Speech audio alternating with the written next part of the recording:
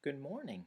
One problem of scale is that when a state becomes too large, both in population and landmass, it diminishes self government. Donald Livingston uses the Roman Republic as an example in more than one of his lectures.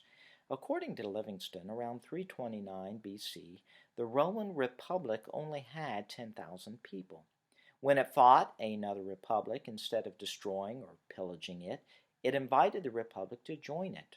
Leaders became citizens, they annexed republics, and expanded the territory of Rome. Romans kept doing this, and with the expansion of territory, they expanded their military and resources. Eventually, Romans conquered all of Italy and North Africa. By the time of Julius Caesar, Rome had over 1 million people. This large expansion of land and people caused Rome to collapse into an empire and then into corruption and tyranny, where it lacked the ability to self govern. Livingston goes on to point out how America is too big for self government in terms of territory and population, and how a debate should begin on size and scale and how to downsize it. Livingston places much blame on Lincoln, who embraced a Hobbesian view of political theory. Hobbes believed that the point of government was to establish minimum civil association, and for that purpose it would be good to have a large regime, the larger the better. In the Southern tradition and limited government, Livingston notes how Lincoln, in the spirit of Hobbes, acted in opposition to Jeffersonian tradition that more closely aligned with Hume and Althusius. Lincoln argued that the states are not sovereign political societies. If they are not sovereign political societies, then they cannot own their own authority to withdraw from the Federation.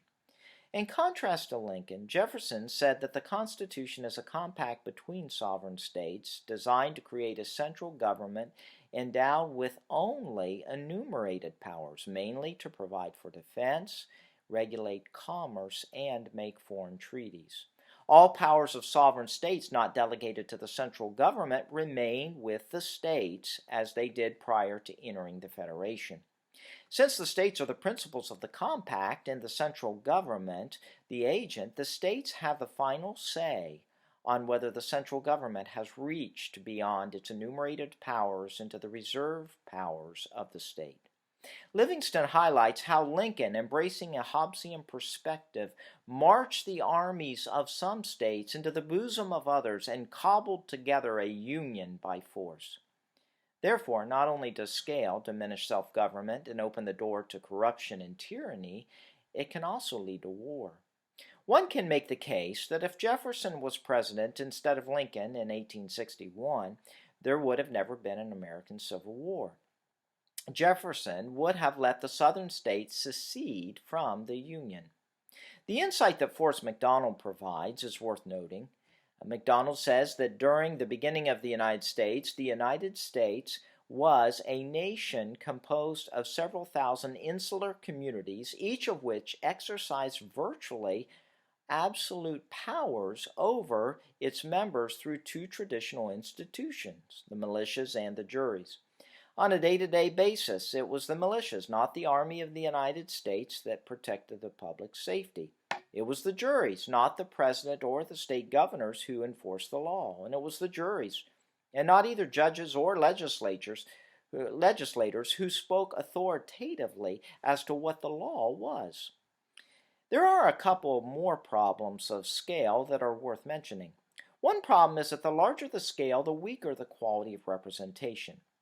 In his discussion on David Hume, Livingston points out how ordinary people can have more say when their representatives are closer to their home and not in Washington.